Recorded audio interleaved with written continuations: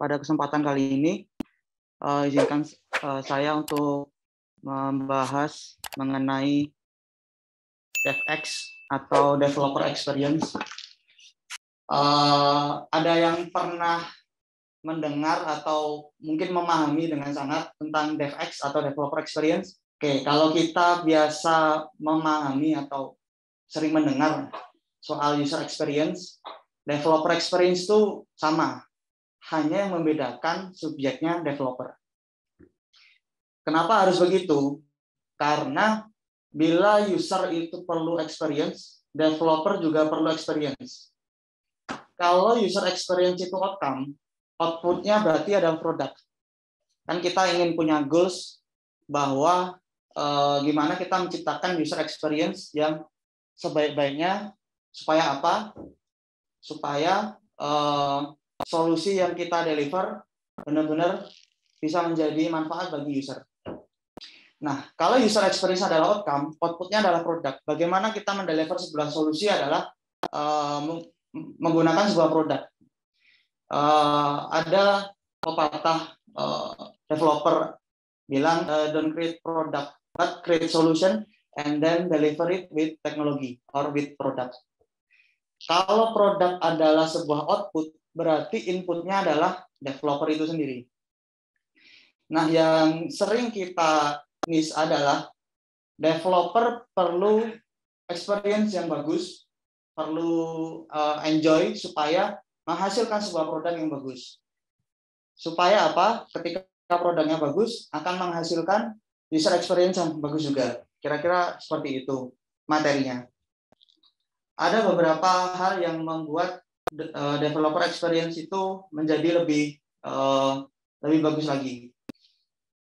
Salah satunya adalah teknologi serverless, yang mana teman-teman di sini sudah lumayan merasakan teknologi serverless yang mature, di mana teman-teman bisa berfokus pada membangun sebuah produk, membangun sebuah solusi, tanpa harus memikirkan banyak tentang konfigurasi infrastruktur.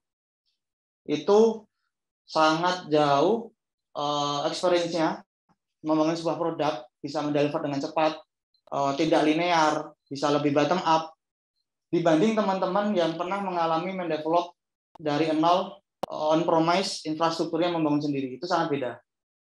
Nah, maka dari itu, dari sisi framework juga kita perlu tingkatkan juga. Yang mana kita tahu Lumen di sini tidak bisa digunakan secara default. Artinya perlu ada konfigurasi khusus.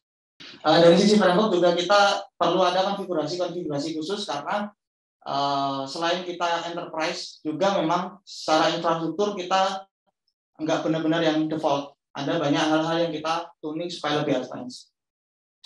Nah, supaya tidak terlalu banyak teori, mungkin aku akan tunjukkan beberapa produk untuk developer.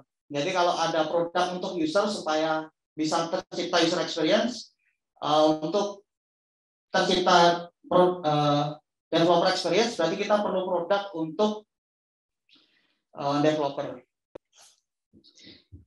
Oke, ini berdasarkan kasus yang terjadi di tim saya di finance admisi. Jadi kami menggunakan bahasa Golang. Kenapa bahasa Golang? Nanti kita bercerita banyak. Mungkin ini nggak one size fits all ya untuk semua teman-teman untuk menerapkan tool ini, tapi ini sekedar sharing aja bahwa yang disuarakan di sini bukan produk jadi, tapi ini idenya. Supaya ide ini bisa diterapkan di teman-teman yang lain, baik Lumen atau Angular atau mungkin dari teman-teman UX sendiri atau yang lain. Oke, bagi teman-teman yang ingin lihat-lihat langsung bisa cek gitlab-cloud.wicid. Lalu di grupnya Finance, Explore Group, masuk grupnya Finance, Backend, lalu ada service boilerplate Golang. Ya kalau teman-teman tahu di Angular di front end pilar ng itu ada boilerplate-nya ya. Hampir 90% pekerjaan awal sudah diselesaikan oleh boilerplate. yang itu menciptakan developer experience yang sangat menyenangkan. Nah, tujuan kita adalah menciptakan pengalaman mendevelop yang menyenangkan. Kalau di Lumen belum sempat disosialisasikan secara besar-besaran, tapi saya sudah diskusi banyak dengan Mas Nabil. Sangat menyenangkan Lumennya. Semoga harapannya bisa disosialisasikan lebih masif lagi supaya teman-teman juga bisa lebih enjoy lagi developnya, karena banyak library yang sudah tinggal pakai dalam tanda kutip. Nah, di sini saya propose ide itu dari sisi Golang. Tapi ini kembali lagi, ini nggak one size fit all. Ini untuk kasusnya di finance gitu kira-kira. Nah, kenapa Golang? Karena Golang itu satu, memori footprint-nya kecil. Dua, penggunaan CPU-nya jauh lebih efisien. Latensinya jauh lebih kecil karena memang dibangun untuk cloud native. Jadi kalau kita berbicara masalah microservice, kita sering kali berhadapan dengan yang disebut the policies of distributed computing atau microservice policy. Jadi kita sering kali believe bahwa network itu secure, network itu latensinya zero, network itu cost-nya zero, network itu topologinya nggak ganti, network itu administratornya cuma satu, dan itu semua salah. Jadi kita musuh terbesar dari microservice itu network itu sendiri, dari latensi. Nah, ada kasus bahwa di finance itu kita perlu mengenerate data sebanyak 375.000 dalam satu waktu. Data potongan untuk hanya COVID. 25.000 mahasiswa dikalikan 15 komponen, artinya 375.000. Nah, ketika saya coba pakai Lumen, mungkin konfigurasinya yang salah atau cara inputnya yang salah, nggak kuat. Nah, makanya peninggalan pakai Golang, saya lanjutkan pakai Golang. Oke, di Golang di sini kita pakai metode desain domain driven design. Jadi kita mendesain sebuah software itu berdasarkan bisnis proses yang terjadi. Kenapa gitu? Itu akan linear dengan yang namanya PRD atau Product Requirement Design. Berbeda dengan MVC yang mana kita mendesain itu dengan bahasa-bahasa yang sangat teknis.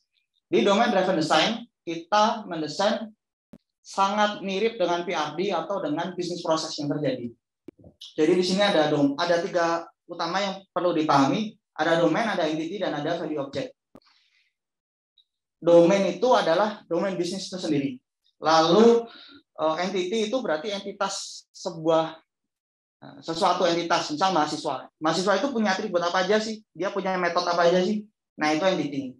Kalau value object itu entity yang dia sifatnya transaksional atau datanya berubah-ubah.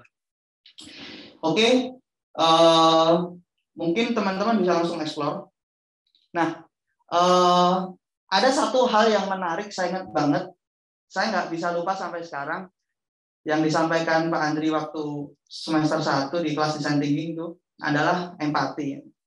You will never understand until it happens to you. Nah, itu jadi salah satu filosofi yang paling mendasar bagi saya untuk mendesain segala sesuatu. Saya membayangkan ketika saya masuk kereta api pertama kali, nggak ngerti apa-apa, saya masuk pesawat pertama kali, nggak ngerti apa-apa, diajarin benar-benar sampai level detail. Minimal SOP. Karena apa? Ini penting. Ketika kita belajar sendiri itu bagus.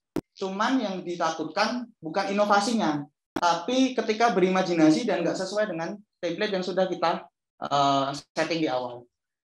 Jika terlalu banyak imajinasi, terlalu banyak variasi, yang mana itu nanti cross-nya akan jauh lebih sulit. Nah, di sini teman-teman bisa belajar benar-benar dari nol, dari instalasi Golang, menjalankan servisnya secara lokal, lalu menghubungkan dengan Oracle. Nah, yang menarik di sini adalah kita memecahkan satu mitos bahwa Oracle lama nggak bisa dikoneksikan, harus pakai Instant Client versi 10. Nggak, ini pakai Instant Client versi 19 dan kayaknya versi 21 bisa. Dan ini bisa connect native ke Oracle ini. And so on. Nanti kita ya lebih. Jadi sampai service name-nya dan sebagainya dijelaskan dengan sangat lengkap, sampai cara mengubah boilerplate-nya jadi service itu line by line dijelaskan. Teman-teman bisa langsung pelajari aja. Nah, tapi di sini ada satu tool menarik yang kita sengaja ciptakan supaya pengalamannya jauh lebih menyenangkan lagi. Saya izin share. Oke. Nah, kita mulai dari tampilan main-nya dulu. Nah, di main ini ada objek MySQL dan ada objek Oracle. Jadi ketika teman-teman ingin connect ke banyak interface, ke banyak repository, teman-teman tinggal buat aja MySQL, setup MySQL database connection. Objek itu menjadi repository, dilempar ke repository. Mau connect Oracle, tinggal buat objek. Nanti dilempar ke repo. Apa? MongoDB, S3, semua bisa. Tinggal kita tuning aja dikit-dikit. Tapi untuk sekarang ini baru MySQL sama Oracle. Karena kebutuhan kita, kebutuhan untuk kasus ini itu baru MySQL sama Oracle. Oke. Karena kita berbicara masalah domain design driven, ini kita akan melihat sini dulu. Waktunya terbatas. Jadi ada tiga komponen utama, yaitu delivery. Delivery itu bisa macam-macam. Kita mengenal REST HTTP karena front end back end pakai REST HTTP. Tapi ada teknologi lain, gRPC dan lain sebagainya. Itu bisa kita terapkan dan kita bisa implement di delivery. Lalu repository itu menyimpan segala sesuatu yang hubungannya dengan koneksi I/O, MySQL, Oracle, bisa Mongo, bisa Postgre dan lain sebagainya. Itu nanti disimpan di repo. Nah, di use case ini adalah kasus-kasus yang sifatnya lebih ke domain bisnis. Jadi kalau kita biasanya buat nama itu get, kalau pakai metode domain design driven atau DDD itu kita harus menamai function itu lengkap. Itu ngapain sih gitu kira-kira? Supaya ketika orang baca langsung paham, oh ini PRD-nya gini, dokumen desainnya gini, di metodenya gini, itu langsung linear. Nah, di sini ada core yang bisa disediakan itu CRUD. Jadi teman-teman ketika pakai boilerplate ini itu langsung sudah disediakan CRUD-nya. Jadi tinggal pakai untuk kebutuhan-kebutuhan dasar. Termasuk entity dan lain sebagainya. Nah, ada satu tool menarik. Ini aku namain sendiri ya. Karena aku yang buat jadi ya tak namain sendiri. Namanya Gobo gitu. Jadi teman-teman tinggal konfigurasi di sini nih. Nama servisnya apa? Katakanlah mahasiswa Go gitu. Lalu nama domainnya apa? Katakanlah mahasiswa. Kita coba semoga enggak bug. Oke. Kelihatan ya terminalnya. Gobo ini apa? Gobo ini aslinya ya command line biasa. Cuman dia apa? Dia itu nih brandingnya ini nih, an artisan framework. Nggak tahu bahasa Inggrisnya benar apa enggak? Mostly doing magic to reduce your effort and working time. Jadi ketika konfigurasinya sudah benar, kita tinggal ketik gobo config, dia otomatis kebuat domain mahasiswa, entity-nya kebuat, value object-nya kebuat. Nah kalau ada merah-merah ini, jangan khawatir karena ini di Gopers-nya ya. Jadi dia bacanya error, tapi dia nggak error. Nah, ini sudah kebuat sampai ke level handle-nya itu, ini ganggu. Nah, sampai ke routes-nya sudah kebuat otomatis sesuai domain yang teman-teman masukkan. Itu ada keterangan P1 untuk Lumen, P2 untuk Golang. Karena sampai sekarang saya masih believe bahwa Lumen tetap development speed-nya jauh lebih bagus. Golang untuk itu tadi, kasus-kasus khusus, generate data besar, latensi kecil, dan lain sebagainya. Nah ini, tool-tool seperti ini harapannya kita bisa kembangkan bareng-bareng, terutama di Lumen. Supaya apa? Supaya jauh pengembangan development speed kita jauh lebih kencang lagi dan variasinya jauh lebih kecil gitu kira-kira teman-teman. Mungkin kita nggak usah terlalu bahas masalah teknisnya gimana. Kalau Golang ya begitu itu tinggal pakai aja nanti udah disiapkan arsitekturnya.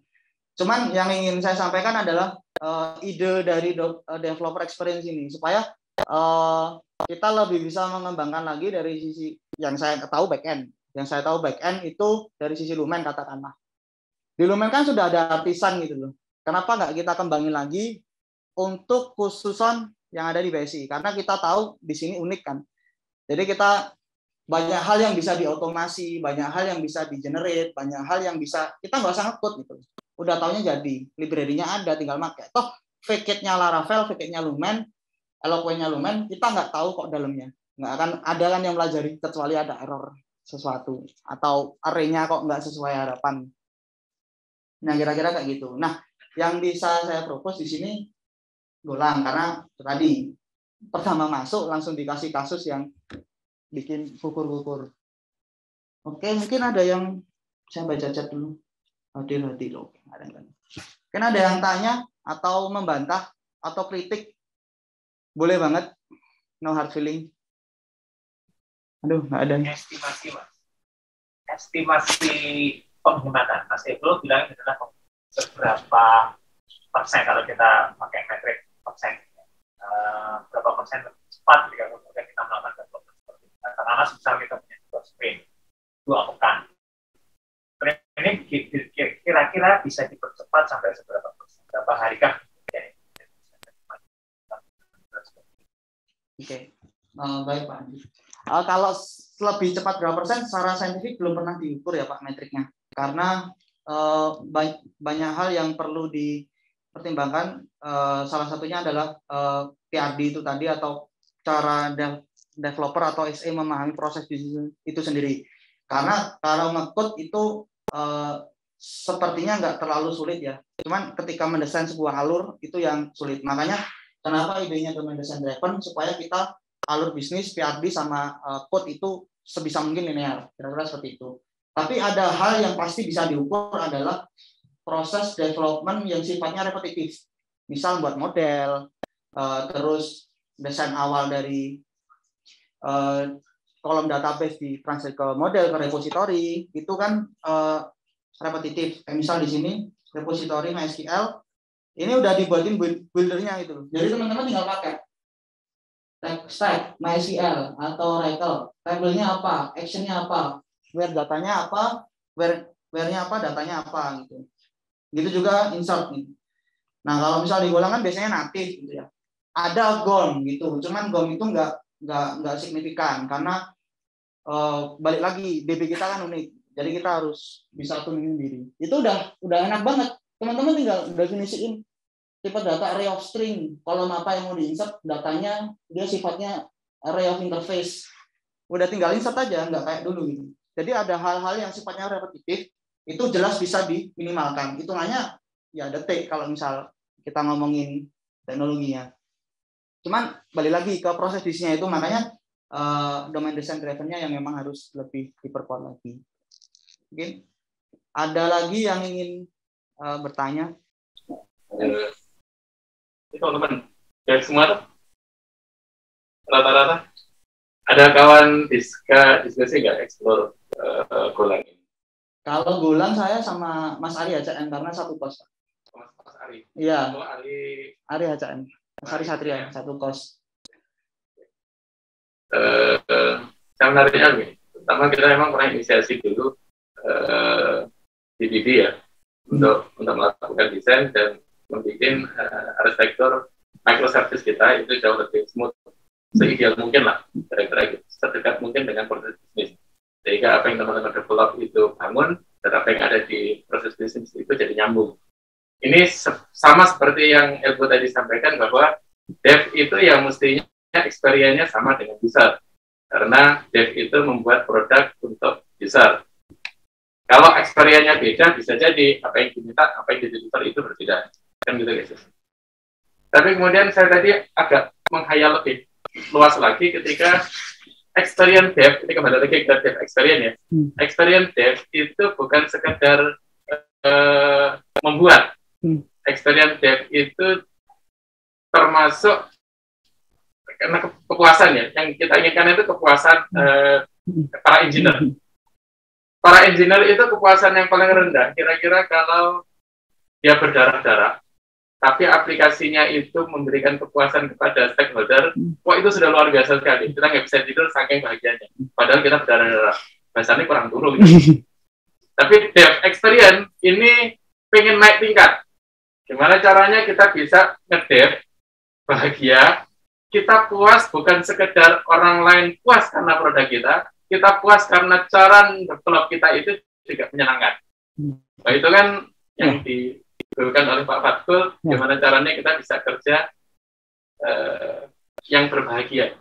Itu sering diucapkan di teman-teman BPA ya. Proses audit, proses monitoring, dan seterusnya yang kaitannya dengan data itu. Pertanyaan saya pertama, bagaimana tingkat kebahagiaan teman-teman dev ketika melakukan pekerjaan sehingga mendelivер itu? Ada pada tingkat yang masih berdarah-darah tapi membahagiakan, atau sudah menjelang tingkat saat bekerja dia juga bahagia? Pertama itu. Yang kedua, ini terkait dengan Lumen, kemudian kita mau ke Go misalnya, atau kita coba mengadaptasi Go di beberapa case yang memang membutuhkan, sehingga ini tidak sekedar mempercepat produksi, tapi juga meningkatkan kebahagiaan teman-teman dev. Apakah model Go yang bisa mempercepat tadi dengan gaya berbagai hal, itu juga bisa dibikin library-nya di Lumen, sehingga teman-teman yang sekarang masih banyak di Lumen, itu juga bisa meningkat kebahagiaannya dengan kecepatan, dengan generate, dengan keasikan. Oke. Terima kasih Pak atas pertanyaannya. Yang pertama adalah tadi status quo-nya sekarang ya. Apakah semenyenangkan apa proses development? Saya hanya bisa berkaca dari tim saya karena interaksi sehari-hari ya dengan tim saya. Karena tim saya itu lumayan gokil orang-orangnya, humornya lebih tinggi. Jadi segala sesuatu yang sifatnya kesusahan itu malah diketawain, Pak. Itu yang membuat pertama kami nge-dev itu membahagiakan. Ada bug itu malah ketawa gitu. Itu aku heran sama jarang kok bisa diketawain. Tapi itu akhirnya kita bisa solve. Nah, kemarin aku sempat coba meresign ini ya. Karena ada beberapa, mungkin banyak, kalau di finance yang pakai Go, mereka applause-nya luar biasa. Kenapa nggak gini gitu? Nah, hal itu yang membuat saya merasa tervalidasi untuk lebih mengembangkan. Yang kedua, tadi perkara Lumen. Apakah hal yang seperti ini bisa dibawa ke Lumen? Ini saya sebut beberapa talent yang luar biasa di BSI, salah satunya Mas Nabil dan Mbak Mas dan lain sebagainya, itu menurut saya talent yang luar biasa. Di Lumen itu jauh lebih advance aslinya. Hanya saja brandingnya kurang, karena orang teknis jarang nge-branding. Kalau saya 90%, ya? Branding atau explore? Kurang disosialisasikan. Banyak yang nggak tahu, Pak. Saya sendiri pakai tanpa disosialisasikan. Saya sendiri pakai di project saya yang sebelumnya di sini juga. Tapi karena saya nggak ngerti, akhirnya berimajinasi, Pak. Oh, ini kayaknya gini Mas Nabil mikirnya. Oh, ini kayaknya gini Mas Nabil mikirnya. Akhirnya malah kacau. Tak tinggalkan. Balik lagi ke sini. Nah, artinya untuk proses ideasi sampai ke eksekusi memang perlu proses. Salah satu prosesnya adalah ya sosialisasinya harus lebih digemborkan lagi. Ibaratnya, agak berat. Kalau kita manusia bisa mengenal Tuhan, kan kita nggak dikasih Quran. Kira-kira gitu. Kita dikasih Quran karena kita nggak bisa mengenal langsung namanya Allah. Berat banget. Nah, tapi kira-kira gitulah. Kita perlu perlu minimal SOP lah. Gitu. Ibaratnya aku di-hire jadi kasirnya Indomaret gitu. Aku nggak ngerti apa-apa nih, kasih kasir, inovasi lah sendiri. Akhirnya nanti malah bid'ah. Nah, minimal dikasih SOP, jadi kita paham lah. Makanya tadi idenya yang tak bawa itu read me please biar kamu paham. Minimal ada SOP-nya, dasarnya. Minta golang itu gimana sih? Kira-kira gitu, Pak. Tadi yang dimention Thomas. Kalau kaitannya dengan sosialisasinya yang itu sebenarnya kita sudah sosialisasi tapi hanya ke perwakilan tiap tim, Pak, karena memang boilerplate-nya itu belum sepenuhnya ibaratnya ritmi itu memang belum kita buat, bro. Jadi memang buat tim lain itu memang sedikit agak bingung ya. Tapi kalau untuk tim akademik karena memang sudah familiar, nah itu sudah ada. Kalau tadi Pak Kholis menyinggung apakah bisa yang seperti ini diterapkan gitu. Dan kalau di Lumen itu sama Laravel itu saya tahu namanya step. STUBS, Staff Substitute, sebenarnya kurang paham, tapi yang jelas itu ketika kita menggunakan Laravel seperti itu, kita mengubah beberapa script itu nanti ketika di PHP Artisan, kalau teman-teman di Limen itu bisa menggunakan itu nanti langsung keluar sesuai dengan yang diinginkan. Misalnya mau bikin JSON, mau bikin controller yang di dalamnya sudah ada function, misalnya katakanlah kita mau index, mau create dan lain sebagainya, itu memang sudah ada dan kita tinggal memanfaatkan. Artinya bisa, Mas? Artinya eksekusi. Izin bertanya, Mas Elbo. Yang pertama yang saya sampaikan, Mas Elbo, terima kasih banyak. Saya apresiasi pekerjaan seperti ini. Pekerjaan ini memudahkan pekerjaan orang lain yang tentu membuat orang bahagia itu kan pahalanya besar ya. Jadi ini pekerjaan yang menyenangkan ya. Namun tadi saya dapat satu clue gitu bahwa ngoding itu di sisi backend ya, karena kita konteksnya di backend, secara prinsip tidak begitu sulit ya. Yang mensulit itu adalah memahami alur proses.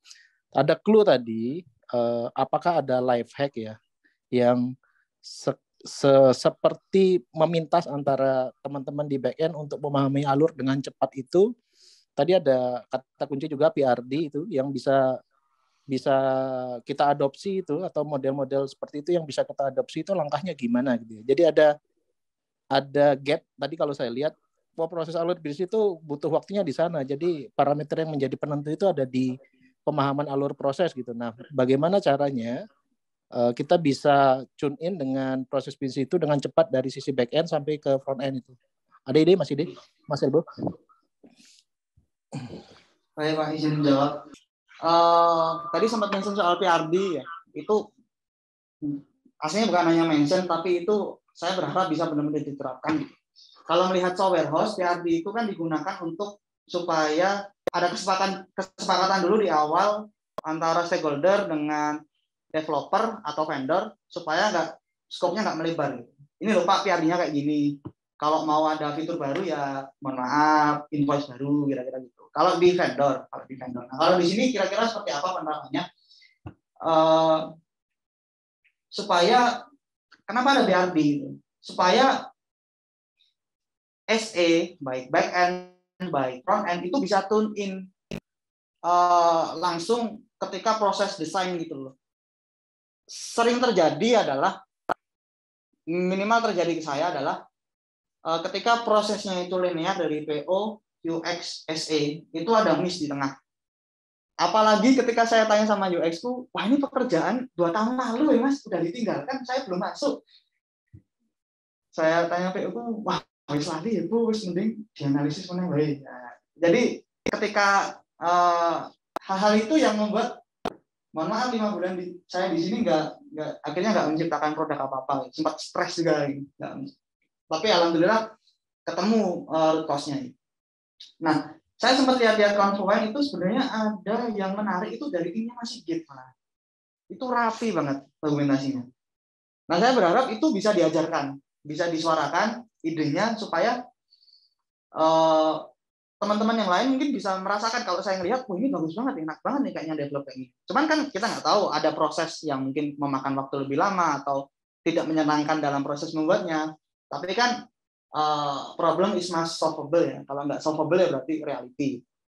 Kalau kita melihat itu bisa solvable ya, coba kita solve bareng-bareng. Kalau itu akhirnya bisa meningkatkan development speed secara saintifik, ya kita kenapa enggak kita terapkan gitu. Bisa meningkatkan experience dalam mendevelop, ya kenapa kita nggak terapkan. Itu tadi ada satu contoh yang dari timnya Mas Sigit dari ACM itu yang saya lihat-lihat di Confluent-nya itu menyenangkan banget lah, rapi banget alurnya. Kira-kira gitu Pak Hari yang bisa saya jawab. Oke, baik. Jadi seperti yang sebenarnya di-mention sama Pak Andri waktu kita review tahun kemarin gitu ya, review akhir tahun gitu. Jadi HCM ada di level sekarang itu sebenarnya karena banyak ujian begitu ya. Karena turnover-nya paling tinggi sehingga harus kemudian memunculkan atau kemudian menghadirkan sebuah strategi gitu, untuk agar sebuah knowledge itu nggak terputus begitu ya. Nah, salah satu kemudian solusinya adalah ya perkuat dokumentasi begitu.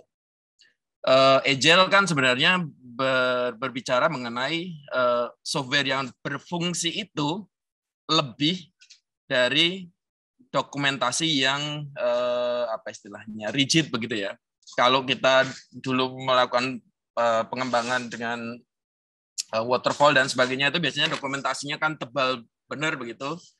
Sehingga kalau agile itu kan secara mindset kan justru pokoknya software yang berfungsi dulu itu lebih daripada dokumentasi yang komprehensif begitu. Tapi sehingga kami mencoba begitu di HCM itu dengan turnover yang cukup tinggi, kita mencoba untuk membuat dokumentasi yang sebenarnya versi minimalis begitu ya, yang kemudian di sisi lain kemudian membantu kita para developer yang mungkin baru masuk, kemudian di sisi lain juga biar tidak ada terputus knowledge begitu. Jadi tidak komprehensif banget, tapi seenggaknya lebih ke intinya begitu ya. Sehingga mungkin kalau nanti teman-teman pengen main-main begitu, silahkan cek ke Confluence-nya tim HCM. Beberapa teman-teman di BPM itu juga kemudian mengikuti kemarin apa yang kami lakukan. Kalau kemudian memang apa yang kami lakukan di mengenai dokumentasi di HCM itu kemudian juga bisa bermanfaat di tim lain, monggo saja kalau kemudian mau diikuti. Tapi pada prinsipnya kan kalau di Scrum itu kan self-organized begitu ya. Tidak perlu dibakukan begitu dokumentasinya seperti apa, tapi kemudian memenuhi kebutuhan di masing-masing tim begitu. Mungkin itu terkait komentar saya mengenai dokumentasi di Confluence. Saya mungkin mau nambahin aja komentar ke apa yang disampaikan Elbo hari ini begitu ya. Ini sebenarnya yang selama ini saya tunggu begitu ya. Jadi inisiasi di teman-teman backend begitu mengenai sebuah apa ya hack begitu ya, development hack begitu untuk mempercepat pengembangan begitu. Karena di UX sudah melakukan dengan UI kit-nya begitu ya, dengan atomic design-nya, sehingga teman-teman UX yang baru ketika mendesain itu sudah tidak perlu lagi bingung button-nya seperti apa, kemudian akordionnya seperti apa, tinggal menggunakan UI kit yang sudah disediakan. Bahkan sudah ada UI kit yang versi 2-nya tapi belum sempat terimplementasi. Kemudian di front end juga dengan Pilar NG, dengan boilerplate skematik yang dulu diinisiasi oleh Mas Kor, kemudian Pilar NG yang kemudian teman-teman front end juga contribute, itu kan juga bisa membantu apa istilahnya percepatan di proses development. Gitu.